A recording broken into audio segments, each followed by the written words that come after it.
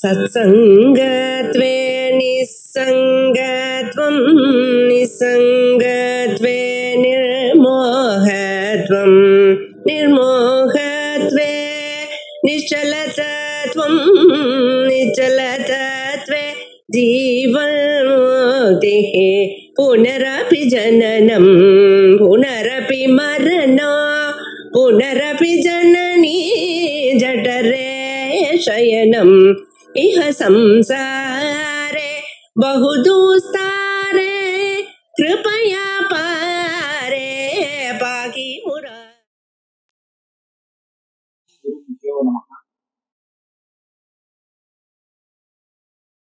பகவத்கீதை 4வது அத்தியாயம் 19வது ஸ்லோகம். யஸ்ய சர்வே சமாரம்பாः காம சங்கல்ப வர்ஜிதாः ஞானாக்னி தக்த கர்மாணம் தமாஹு பண்டிதம் புதா. போன ஸ்லோகத்திலே கர்மணி அகர்மய பஷ்யேத் அகர்மணிக்கு கர்மயः ச புத்திமான் அப்படின்னு ஆத்ம தத்துவ ஞானிய பத்தி சொன்னார். அதாவது ஆத்ம தத்துவ ஞானம் எப்படி இருக்கும் அப்படிங்கிறத ஒரு குழப்பும்படியா சொன்னார். தெளிவா இருக்கு, ஆனா குழப்பம். அப்பேற்பட்ட ஸ்லோகம் அது. ஆக ஆத்ம தத்துவத்தை சரியாக தெரிந்து கொண்டவனுக்கு ஆத்மாவில கர்மாவும் கிடையாது. அதே சமயத்திலே அகர்மான்னு சொல்றதும் கிடையாது, எந்த ஆரோபமும் கிடையாது, அது பாட்டுக்கு எப்பவும் போல இருக்கு. இப்ப இந்த ஆத்ம தத்துவ ஞான வந்தவனை இப்படி விசேஷமா சொன்னதுனாலே அந்த ஆத்ம ஞானம் எவ்வளவு வசதியானது அப்படின்னு நமக்கு தெரியுது. இப்ப இந்த 19வது ஸ்லோகத்திலே அவனுக்கு எந்த ஒரு ஆத்ம தத்துவ ஞானம் வந்ததோ அந்த ஆத்ம தத்துவ ஞானத்தை இன்னும் கொஞ்சம் தோற்றம் பண்ணி சொல்றார். எதுக்காகனா அதுல நிறைய ஒரு உற்சாகம் வரணுமே அப்படிங்கிறதுக்காக. சாதாரண முமுட்சுகளுக்கு ஆத்ம ஞானத்தின் பேர்ல ஒரு நம்பிக்கை அதனுடைய சாதனத்தை அனுஷ்டானம் பண்றதுக்கு உற்சாகத்தோட அவளுக்கு பிரவருத்தி வரணுமேங்கிறதுக்காக ஸ்தோத்திரம் பண்றார். யஸ்ய சர்வே சமாரம்பாः. இப்ப யஸ்யனா ஒரு ஆத்ம ஞானியை எடுத்துங்கோ. அந்த ஆத்ம ஞானியானவன் சமாரம்பம்னு சொன்னா அவன் செய்யக்கூடிய எல்லா செயல்களும், அதாவது கர்மானுஷ்டானம்ங்கிறது மாத்திரம் இல்லை, லௌகிகமாகட்டும் சாஸ்திரியமாகட்டும் எல்லா விதமான காரியங்களையும் எடுத்துக்கலாம். சர்வே சமாரம்பாः. அது எப்படி இருக்கும்னு சொன்னா காம சங்கல்ப வர்ஜிதாக. செயல் நடக்கும், ஆனா காமமும் சங்கல்பமும் அதுக்கு பின்னாடி இருக்காது. காமம்னா என்ன, சங்கல்பம்னா என்னது?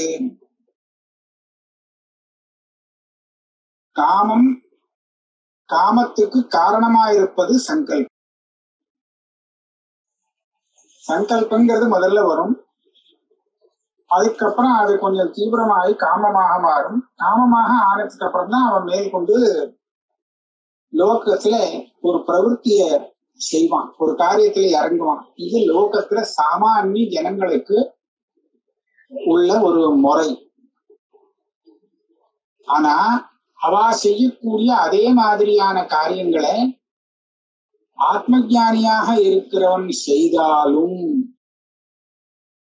அந்த மாதிரி செய்யறதுக்கு பின்னாடி எப்படி லோகத்துல காமமும் சங்கல்பமும் இருந்துட்டு இருக்கோ, காரணமாக இருந்துட்டு இருக்கோ, அந்த மாதிரி இந்த ஆத்ம ஞானியுடைய செயல்களுக்கு காமமும் சங்கல்பமும் இருக்காது. காம சங்கல்ப வர்ஜிதாக.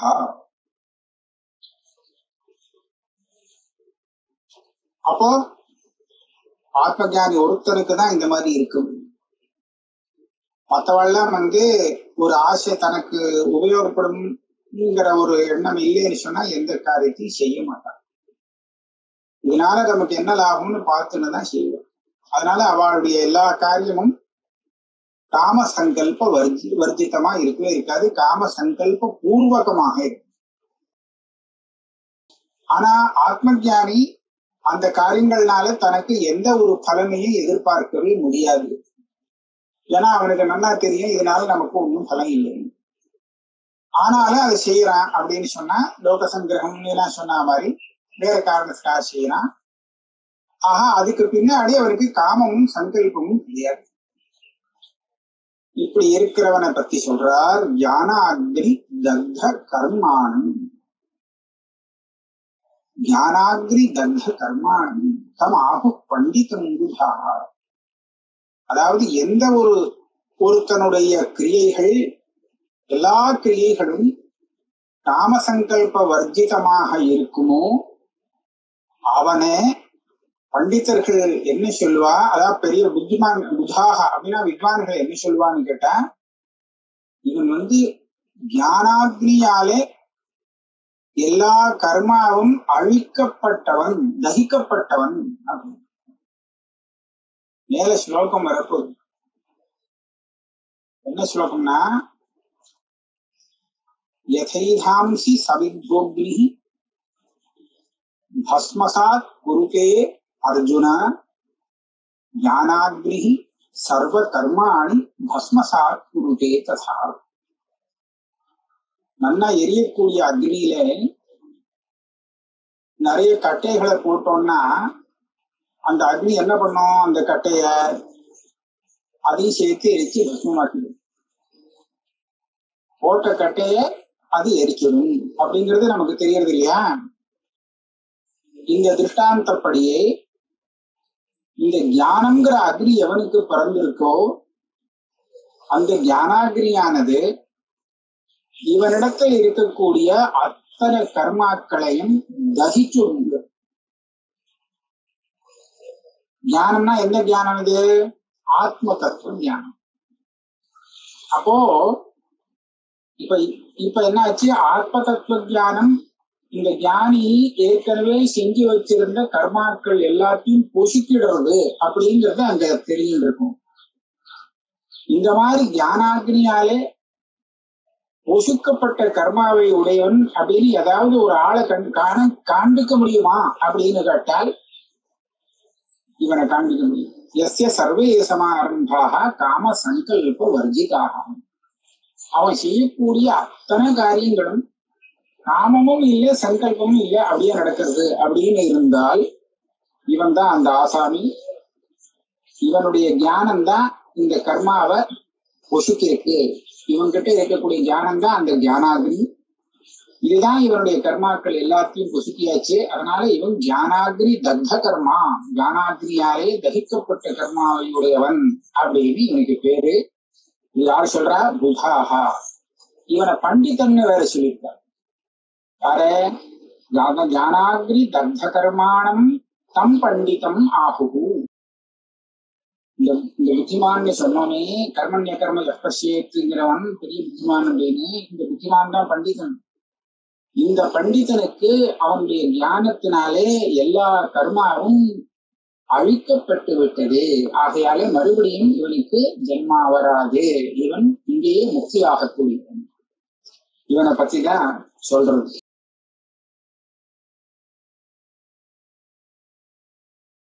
அடுத்த ஸ்லோகத்துக்கு நாம போவோம்.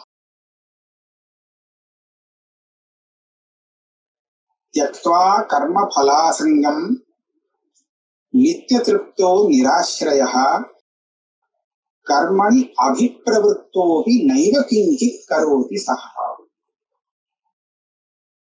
முன்னாடி நம்ம ஞானியை பத்தி தானே 2 ஸ்லோகத்துல பார்த்தோம். கர்மண்ய கர்ம பஷ்யேங்கிற ஸ்லோகமும் ஞானியை பத்தி சொன்னது. எஸ்ய சர்வே சமாரம்பாக அப்படிங்கிற ஸ்லோகமும் அதே ஞானியை பத்தி தான் சொல்லக்கூடியதாக இருக்கு. இந்த ஞானியாக இருக்கிறவன் இருக்கானே, அவன் சில சமயம் என்ன பண்ணுவான்னா, பிரயோஜனம் இல்லைங்கிற காரணத்தினாலே தான் செய்யற கர்மாவெல்லாம் செய்யாம இருப்பான். எந்த பிரயோஜனம் இல்லைன்னு சொல்லி எந்த காரியத்தெல்லாம் அவனால விட முடியும் அப்படின்னு கேட்டா, அடுத்த ஜென்மாவுக்கு உபயோகப்படுறதுக்குன்னு சொல்லி எந்த கர்மாக்களை அவன் செய்ய வேண்டி இருக்குமோ அந்த கர்மாக்களை அவன் விட்டுடுவான். சன்னியாசி அப்படின்னு கர்ம சந்நியாசம் பண்ணிட்டு விட்டானே ஆனால் அப்படி அதுக்கப்புறம் அவன் பரலோகத்துக்காக எந்த கர்மாவையும் செய்ய மாட்டான். ஆனால் இகலோகத்துல சரீரம் ஜீவிக்கிறதுக்கு எந்த சில கர்மாக்கள் செய்ய வேண்டி இருக்குமோ, ஸ்நானம், பானம், போறது வருது, நடந்து வருது, போக்குவரத்து எல்லாம் இருக்கே, இதெல்லாம் ஜீவனத்துக்காக செய்யக்கூடிய கர்மாக்கள். இது மாத்திரம் நடந்துட்டு இருக்கும். இத சொல்றார் ஜீவன மாத்திரார்த்த சேஷ்டா.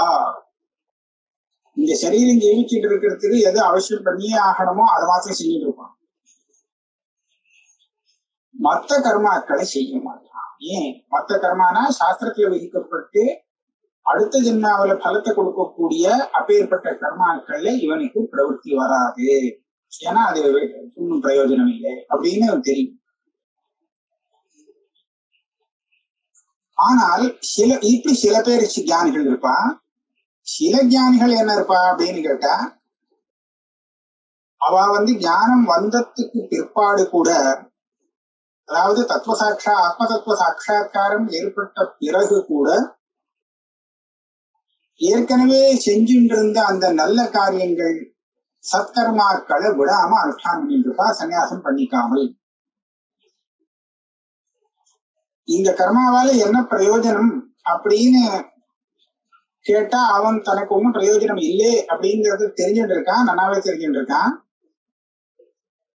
இருந்தாலும் அந்த மாதிரி அனுஷ்டானம் பண்ணிட்டு இருப்பான். ஏன்னா தனக்கு பிரயோஜனம் இல்லாட்டாலும் தன்னை சுற்றி உள்ளவாளுக்கு அது ஒரு நல்ல பிரயோஜனமாக அமையும், நல்ல ஒரு உபதேசம் மார்க்க தரிசனமாக அமையுங்கிறதுக்காக பண்ணும். ஆக இப்ப 2 தினசு தத்துவஞானம் வந்ததுக்கு அப்புறம் எந்த கர்மாவையும் பண்ணாமல், அதாவது சாஸ்திரியமான கர்மாக்கள் எல்லாம் விட்டு சன்னியாசியாக இருந்து விடுறது அப்படின்னு ஒரு பட்சம். இப்படி சில பேர் இருப்பா. பட்சம்னா சில பேர் இப்படி இருப்பா. சில பேர் பழையபடிக்கு எல்லா கர்மாவையும் அனுஷ்டானம் பண்ணிட்டு ரொம்ப ஆச்சாரத்தோட இருப்பா. இப்படியும் இருப்பா. 2 தினசாவும் ஜீவன் முக்தால் இருக்க முடியும். இப்போ நமக்கு ஒரு சந்தேகம் வரும். முதல்ல சொல்லப்பட்டவன் ஏன் இந்த கர்மாவெல்லாம் தியாகம் பண்ணினான்? அவன் தியாகம் பண்ணின கர்மா எதுக்காக தியாகம் பண்ணப்பட்டது அப்படின்னு கேட்டா, அந்த கர்மாவால இவனுக்கு மறுபடியும் ஜன்மா வரக்கூடாது அப்படிங்கிறதுக்காகத்தான். அப்படி இருக்கும்போது இன்னொருத்தனை சொல்லும் போது அவன் பாட்டுக்கு கர்மானுஷ்டானம் பண்ணிட்டே இருக்கான் ஞானம் வந்ததுக்கு அப்புறம் கூட அப்படின்னு சொல்லும் போது அவன் அந்த கர்மாவுக்கு பலத்தை அனுபவிக்க வேண்டிய நிர்பந்தம் ஏற்படக்கூடாதா? ஞானம் வந்த பிற்பாடு கூட மறுபடியும் அனுஷ்டானம் பண்ணிட்டே இருந்தான்னு சொன்னா அந்த அனுஷ்டான புண்ணியத்துக்கு பலமாக இன்னொரு ஜென்மா அனுபவிக்க வேண்டியது விடாதான்னு ஒரு சந்தேகம். அதுக்கு இப்ப சுவாமி பதில் சொல்றாரு. இங்கே இவன் செய்யக்கூடிய அந்த வைதிக கர்மா மாத்திரம் இல்லை, சாஸ்திரிய கர்மா மாத்திரம் இல்லை, இவன் லௌகிகமா ஏதோ வரான் போறான் நடக்கிறான் சாப்பிடுறான் உட்காடுறான்ங்கிற கர்மாக்கள் இருக்கே, இதுகள் கூட இந்த ஞானியால செய்யப்பட்டதாக ஆகாது, கணக்குல வராது. இவன் பண்ணக்கூடிய கர்மாவானது இவன் பண்ணினதாக கணக்குல சேராது. அப்ப இவன் என்ன பண்ணினாலும் இவன் கணக்குல சேராதுன்னா அது இவனுக்கு பலத்தை கொடுக்க போறதோ? இவன் செஞ்ச கர்மா இவனுடைய கணக்குல வந்தாதான் அது எப்படி எந்த காலமானாலும் எப்பயாவது பலத்தை கொடுத்தே தீரும் அப்படின்னு நிர்பந்தம். இவன் கணக்கிலேயே வராத கர்மா அதை எப்படி இவனுக்கு கர்ம பலத்தை கொடுக்க முடியும் இல்லையா? அதனாலதான் ஞானாக்னி தக்த கர்மானந்தமாக பண்டிதம் புகான்னு முனிஸ்லோகத்துக்கு சொல்லப்பட்டது. ஆக அவன் செய்யக்கூடிய கர்மா நிஜமா அதை கர்மான்னு சொல்ல முடியாது அப்படின்னு மேல் ஸ்லோகத்துல சொல்றார். தியக்த்வா கர்ம பலாசங்கம் நித்திய திருப்தோ நிராஸ்ரயா கர்மணி அபிப்பிரவருத்தோ நைவ கிஞ்சித் கரோதி சஹா கர்மணி அபிப்பிரவருத்தோபி நைவ கிஞ்சித் கரோதி சஹா. கர்மாவில ஈடுபட்டு அதை செஞ்சுட்டே இருந்தாலும் கூட அவன் எந்த கர்மாவையும் செய்யவே இல்லைன்னு அடிச்சு சொல்றார் சுவாமி. யாரை பத்தி சொல்றார்? தியக்த்வா கர்ம பலா சங்கம். கர்மாவிலையும் கர்ம பலத்திலையும் ஆசங்கத்தை விட்டவன். கர்மாவில ஆசங்கம்னா என்ன, பலத்துல உள்ள ஆசங்கம்னா என்ன? கர்மாவில ஆசங்கம்னு சொன்னா நான் இந்த காரியத்தை செய்கிறேன் அப்படின்னு ஒரு கர்த்திருவாபிமானம் இருக்கு, அதுதான் கர்மாவில உள்ள ஆசங்கம். இந்த காரியத்தை நான் செய்யறேன் அப்படிங்கிற ஒரு நிச்சயம் இருக்கே, இது கர்மாவில ஏற்படக்கூடிய ஆசங்கம். பலத்துல ஆசங்கம்னா என்ன? இதனால வரக்கூடிய பலம் என்ன வந்து சேரணும் அப்படிங்கிற ஆசை. இவனுக்கு ரெண்டுமே கிடையாது. ரெண்டுமே வந்துட்டு இல்லை. தியக்த்வா கர்ம பலா சங்கம். இந்த கர்மா என்ன பண்றானோ அதை நான் பண்ணுங்கிற ஒரு எண்ணமும் அவனுக்கு இல்லை. இதனால தனக்கு பெரிய லாபம் வரணும் அப்படிங்கிற ஒரு ஆசையும் இல்லை. அவன் எப்படி இருக்கான்? நித்திய திருப்தா.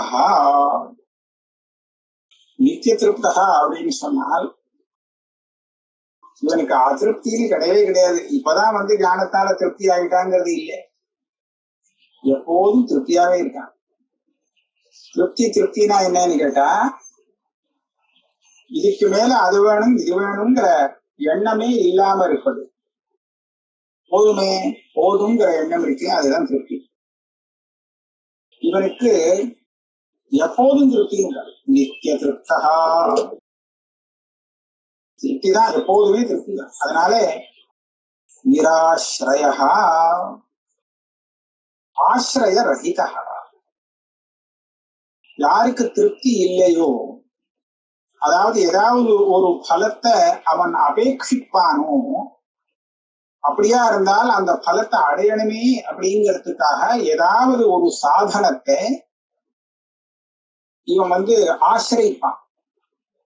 அதை கொண்டு நமக்கு இந்த பலத்தை சம்பாதித்து விடலாம் அப்படின்னு. யாரையோ ஒருத்தரை பிடிச்சு ஒரு காரியத்தை சாதிக்கிறதுன்னு சொல்றது இல்லையா, அந்த மாதிரி ஒரு சாதனத்தை ஆசிரியித்து அதை வச்சுக்கிட்டு தனக்கு வேண்டிய பலத்தை சம்பாதிப்பான். இதுதான் லோகத்துல நடக்கிறது. ஆனா இந்த யோகிக்கு தான் அடைய வேண்டிய பலம்னு ஒண்ணுமே இல்லைங்கிறதுனாலே இவன் ஏதாவது ஒரு சாதனத்தை ஆசிரியிக்க வேண்டி இருக்குமோ அப்படின்னு கேட்டா இல்லை. அதனால நிராசிரயா, ஆசிரியம் இல்லாதவன். இவன் எதையுமே ஆசிரியிப்பது இல்லை. ஏன்னா இவன் அதை ஆசிரியித்து எதையும் அடைய வேண்டியது இல்லை. இப்பேற்பட்டவன் தான் ஞானி. இந்த ஞானியானவன் கர்மணி அபிப்பிரவருத்தோபி, ரொம்ப விசேஷமா எல்லாரும் செய்யற மாதிரி முன்பாட்டுக்கு எல்லாருக்கும் தெரியும்படியா அனுஷ்டானம் பண்ணிட்டு இருக்கான். எல்லா கர்மாவையும் நல்ல காரியங்களா சத்காரியங்கள்லாம் பிரமாதம் இப்படி பண்ணிட்டே இருந்தாலும் கூட எதுக்கா பண்றான் அப்படின்னு கேட்டா தனக்காக இல்லை, மற்றவாளுக்கு எல்லாம் ஒரு நல்ல மார்க்கம் காமிக்கணுங்கிறதுக்காக அவன் பண்ணி காமிக்கிறான்னு ஏற்கனவே சொன்னபடி வச்சுக்கணும். இப்படி இருந்தாலும் நைவ கிஞ்சித் கரோதி சஹா, அவன் ஒண்ணுமே செய்யலை. அவன் செஞ்சதுன்னு அதை சேர்த்துக்கவே முடியாது. அவன் இந்த கர்மாவை பண்ணினான்னு சொல்றதுக்கு இல்லை, பண்ணலே. இதுக்கு ஒரு நல்ல திருஷ்டாந்தம் என்ன சொல்லலாம்னா, சில சமயம் நம்மள அறியாம சில காரியங்கள் நம்மளால நடந்து விடுறது. அது எப்போ நடக்கும் அப்படின்னு கேட்டா, தூங்கிட்டு இருக்கும் போது சில சமயம் கால் பட்டு, கால் யார் மாதிரியாவது பட்டுடும் பக்கத்துல இருக்கிறவன் மேல. இப்ப இது பட்டது நமக்கு தெரியாது, யாருடைய கால் பட்டதோ அவனுக்கு தெரியாது, ஏன்னா அவன் தூங்கிட்டு இருக்கான். தற்செயலா நடந்தது. மூச்சுட்டதுக்கு அப்புறம் என்ன காலால உதச்சியே அப்படின்னு அவன் சண்டை போடலாமோ? கால் பட்டது தானே, இதுக்கு மன்னிப்பு கேட்க வேண்டாமான்னு கேட்கலாமோ? ஏன்னா அவன் பண்ணல, இது நடந்தது, தானா நடந்தது. அவன் பண்ணினதுன்னு எப்ப சொல்லலாம் அப்படின்னு கேட்டா, அவன் சங்கல்ப புரஸ்தரமாக காம சங்கல்ப புரஸ்தரமா அதை செய்யணும். முதல்ல அவனுக்கு எண்ணம் வரணும், இவனை உதைக்க வேண்டும் காலால அப்படிங்கிற ஒரு எண்ணம் வந்து, அப்புறம் அது தீவிரமாக காமமாக மாறி, அப்புறம் இவன் உதைச்சு இவ்வளவு தூரம் பண்ணினானே ஆனால் இவன் உதைச்சவன், இவன் அந்த கர்மாவுக்கு கர்த்தா. தூங்கும் போது இந்த மாதிரி எண்ணங்கள்லாம் ஒண்ணுமே இல்லை. எத்தா கர்ம பலாசங்கம் மாதிரிதான் அவன்கிட்ட கர்மாவிலையும் இந்த மாதிரி இவனை உதைக்கணுங்கிற ஒரு சங்கல்பமும் இல்லை. இந்த மாதிரி உதைச்சு அதனால அவனை அவமானப்படுத்தணுங்கிற ஒரு எண்ணமும் இல்லை. தானா நடந்து போச்சு. ஆக இது அவன் பண்ணினதாக ஆகாது. எப்படியோ இதே மாதிரி தான் கர்ம பலத்திலே கர்மாவிலையும் பலத்திலையும் ஆசங்கம் இல்லாதவன் எந்த கர்மாவை அனுஷ்டானம் பண்ணினாலும் அந்த கர்மாவை அவன் செஞ்ச கர்மாவாக எடுத்துக்க முடியாது. நைவத்தி ஜெக்கரோதிசா ஏதாவது பண்ணானா அப்படின்னா ஒண்ணும் பண்ணலே இருக்கலாம், ஒண்ணுமே பண்ணலே சமைச்சிருக்க.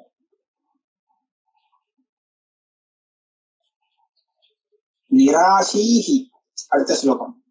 யத சித்தாத்மா त्यक्त सर्व परिग्रह शारीरं केवलं कर्म कुर्वन् नाप्नोति किल्बिषम्.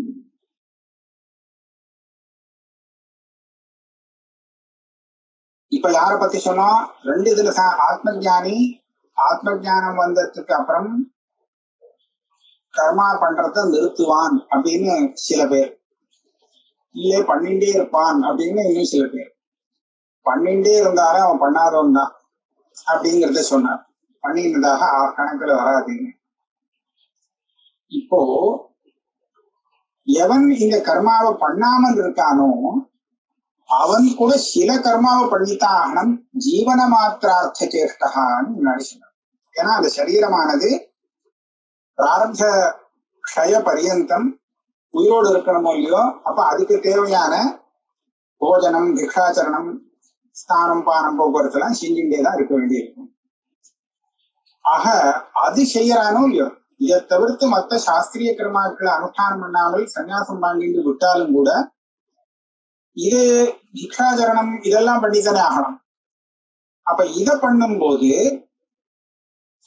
இதனால அவனுக்கு ஏதாவது ஒரு தோஷம் வந்து விடுமா அப்படின்னு சந்தேகம். சாஸ்திரிய கர்மா அவன் பண்ணினதாக ஆகாட்டாலும் சரீர மாத்திரத்தை காப்பாத்துறதுக்காக அவன் எந்த ஒரு கர்மாவை அனுஷ்டானம் பண்றானோ அந்த கர்மா கூட அவனை ஒட்டுறதே இல்லை அப்படின்னு சொல்றதுக்காக இந்த ஸ்லோகம் வருது. நிராசீஹி யத சித்தாத்மா त्यक्त सर्व परिग्रह शारीरं केवलं कर्म कुर्वन् नाप्नोति किल्बिषम्. निराशीहि ஆசீஹிங்கிறதுக்கு காமம்னு அர்த்தம். நிஷ்காமஹ காமமே இல்லாமல். இவன் தான் செய்யக்கூடிய காரியம் காமம் இல்லாத காம சங்கல்ப வர்ஜிதம்னு சொல்லிட்டாரு. ஆசையே இல்லாமல் எவன் இருப்பனும். இரண்டாவது சொல்றாரு யத சித்த ஆத்மா, எவனுடைய மனசும் மத்த சரீரம் இந்திரியங்கள் இந்த சமூகமும் சன்யதமாக, அதாவது இவனுக்கு அடங்கி இருக்கிறதோ, இவனுக்கு அடங்காம சுதந்திரமா வேலை செய்யறதுலே இவன் சொன்னபடி கேட்டு இருக்கோ. இப்ப சாப்பிடு அப்படின்னு சொன்னா சாப்பிடு, வேண்டாம்னா வேண்டாங்க. இவனுக்கு அடங்கி இருக்கோ அவனை யத சித்தாத்மா அப்படின்னு சொல்றது. அது மாத்திரமில்லே தியக்த சர்வ பரிகிரஹா, பரிகிரகம் எல்லாத்தையும் தியாகம் செய்தவனாக இருப்பான். பரிகிரகம்னா என்னது? எதை கிரகிச்சு நாம வச்சுப்போமோ அதுதான் பரிகிரகம். சேர்த்து வச்சுப்போமே அதுதான் பரிகிரகம். ஏக்கா சேர்த்து வச்சுக்கிறோம், சேர்த்து வச்சுக்கிறது நாளைக்கு உபயோகப்படணும் அப்படிங்கிறதுக்காக. அதுக்காக தானே சேர்க்கிறேன். எந்த விஷயமா இருந்தாலும் அதை நாம ஏன் பரிகிரகம் பண்ணி சேர்த்து வச்சுக்கிறோம் அப்படின்னு கேட்டா, நம்மளுடைய எண்ணம் என்னன்னா இது நாளைக்கு நமக்கு உபயோகப்படும், இன்னைக்கு நாம சேர்த்து வச்சோம்னா நாளைக்கு உபயோகப்படும் அப்படின்னு தான் எண்ணம் இருக்கு. இதுதான் பரிகிரகம். இப்போ இவன் எல்லா பரிகிரகத்தையும் விட்டுவிடுறான். தியக்த சர்வ பரிகிரகா. எதையுமே சேர்த்து வச்சுக்கல. ஏன் சேர்த்து வச்சுக்கல? கர்மாவையும் சேர்த்து வச்சுக்கலையே, பணத்தையும் சேர்த்து வச்சுக்கல, எதையுமே சேர்த்து வச்சுக்காதவனா இருக்கான். தியக்த சர்வ பரிகிரகா. ஏன்னு கேட்டா அது மூலமா நாளைக்கு எதையோ ஒன்ன சாதிக்கணும், ஒரு பல பிரயோஜனத்தை அடையணுங்கிற எண்ணம் அவனுக்கு இல்லை. ஏன்னா நிராசீகி ஒரு காம சங்கல்ப வர்ஜிக்கனா இருக்கானா. அதனால இவன் எதையுமே சேர்க்க மாட்டான். பணமும் சேர்க்க மாட்டான், தனமும் சேர்க்க மாட்டான், மற்ற கர்மாக்களையும் சேர்க்க மாட்டான், எதையுமே சேர்க்க மாட்டான். இவனை சேர்த்து வச்சுக்கிற அவசியம் இல்லை. கெத்த சர்வ பரிகிரகா.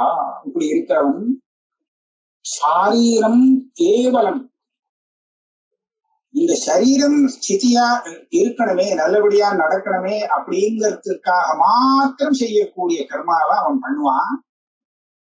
இதுக்கு தேவையான கர்மா பிக்ஷாச்சரணம், போஜனம், அதை மாத்திரம் செஞ்சுட்டு இருப்பான். அதுலயும் அபிமானம் அவனுக்கு இருக்காது. நான் சீரேங்கிற அபிமானம் இருக்காதுங்கிறத காமிக்கிறதுக்காக கேவலம் அப்படின்னு போட்டான்.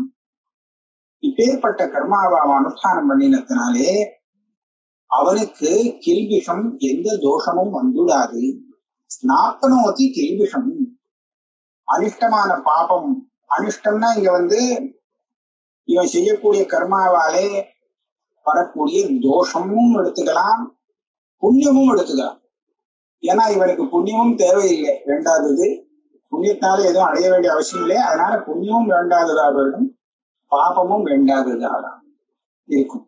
ஆகையாலே இவன் செய்யக்கூடிய இந்த கர்மாவாலே இவனுக்கு எந்த ஒரு தோஷமும் வராது, தர்மமும் வராது, அதர்மமும் வராது. ஆகையால இவனுக்கு அந்த சாரீர கர்மா அனுஷ்டானம் பண்றது அவன் பண்ணலேங்கிற கணக்குல தான் வருமே தவிர அவன் பண்ணினாங்கிற கணக்குல வராது.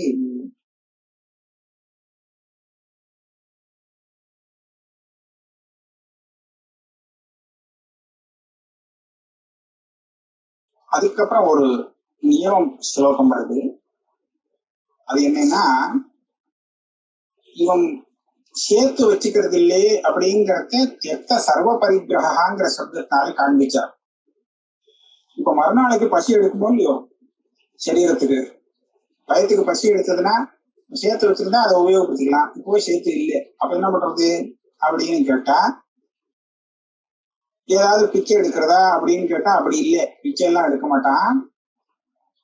இவனுக்கு எதிர்ச்சையா சேரும் அப்படிங்கிறத மேல சொல்ற.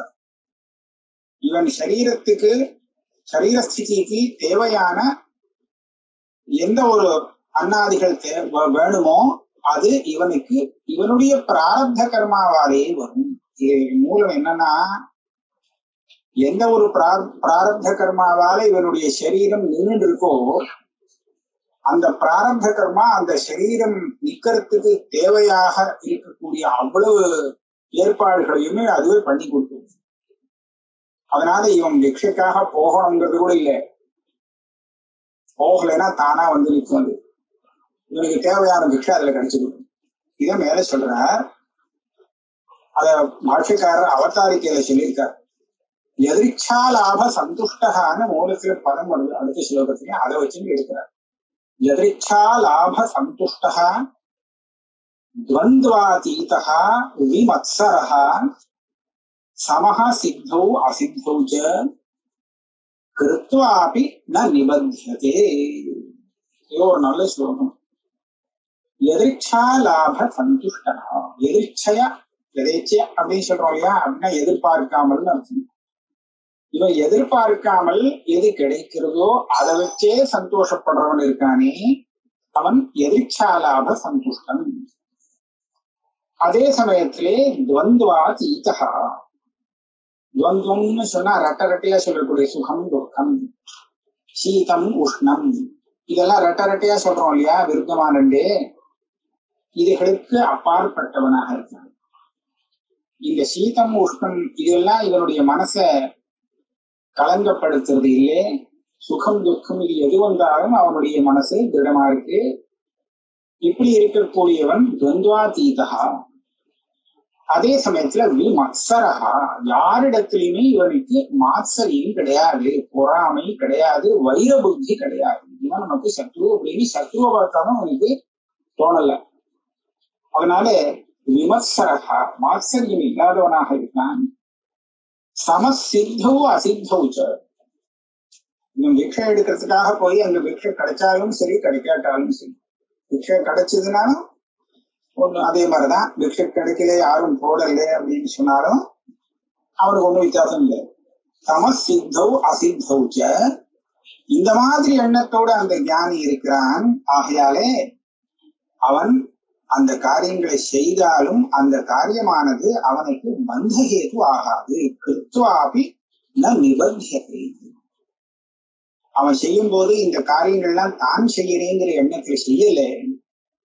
குணா குணேஷு வர்த்தந்தேன்னு மேல சொல்ல போறா. ஏதோ சரின்னா அது பாட்டுக்கு தனக்கு வேண்டியதை பார்த்துக்கிறது அப்படின்னு. ஆகையாலே அவன் இந்த காரியங்களை செஞ்சதுக்காக அந்த பலத்தை அடைஞ்சு அதுக்காக மறுபடியும் பந்தத்துக்கு வருவான்னு நினைக்காதே அப்படின்னு சொல்றான். இவ்வளவு தூரம் போகாதுன்னு வச்சுங்களேன். ஏன்னா பிராரப்த கர்மாங்கிறது இவனுக்கு வேண்டியதை இவன்கிட்ட தானா கொண்டு வந்து எல்லாருக்குமே அப்படிதான். இந்த பிராரப்த கர்மா தான் நமக்கு தூண்டி கூட விடுறது சில சமயம். தூண்டி விட்டும் அது கிடைக்கலையே அப்படின்னு சொன்னால் அதுக்கு பிராரப்த கர்மா இல்லைன்னு அர்த்தம். சிரமப்பட்டும் கிடைக்கலையே அப்படின்னு சொன்னா அதுக்கு வேண்டிய அதிர்ஷ்டம் நம்ம கிட்ட இல்லையா. இருந்ததுன்னு சொன்னா சிரமப்படாமலே கிடைச்சிடும். ஏதோ நிமித்த மாத்திரத்துக்காக நம்ம வேலை செய்வோம், அதுக்கு வந்து செய்யும். ஆகையாலே ஞானியாக இருக்கிறவன் எந்த காரியத்தை பண்ணினாலும், சாஸ்திரியமான கர்மானுஷ்டானம் பண்ணினாலும் சரி, லௌகிகமான கர்மாக்களை அனுஷ்டானம் பண்ணி அதுல ஈடுபட்டு இருந்தாலும் சரி, அவன் செய்யக்கூடிய எந்த கர்மாவும் அவனை ஒட்டாது அப்படின்னு இந்த ஸ்லோகங்களுடைய தாக்கம். ஆக தத்துவ ஞானத்துக்கு இப்பேற்பட்ட ஒரு பெரிய பெருமை இருக்குன்னு அதை சுவாமி சொல்லி காண்பிக்கிறார். 22 ஸ்லோகம் ஆயிடுச்சு. நம்ம இந்த இடத்துல அடுத்த கிளாஸ்